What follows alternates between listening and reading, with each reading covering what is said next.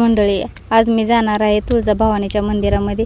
त्याच्यामुळे मी घरातली कामं पटापटा आवरून घेतली, नाश्ताही केला. आता म्हणलं पाया पडायला जायचं आहे आपल्याला चालत. ऊन ही लय होतं आहे, त्याच्यामुळे आम्ही चाललो. घरापासून 4 ते 5 मिनटाचाच रस्ता आहे. मग तिथं गेलो तर काय मंदिर लावलेलंच होतं, त्याच्यामुळे आम्ही काय बाहेरनंच पूजा ही केली, दर्शन ही बाहेरनंच घेतलं. मग दर्शनही घेतलं, पाया पडलो बाहेरनं. त्याच्यामुळे मग आम्ही गेलो पद्मावतीला, तर तिथं बी तसंच बाहेरनं दर्शनही घेतलं, पूजाही केली. लई दिवसापासून आमचं चाललं होतं आज जाईन, उद्या जाईन, आज जाईन.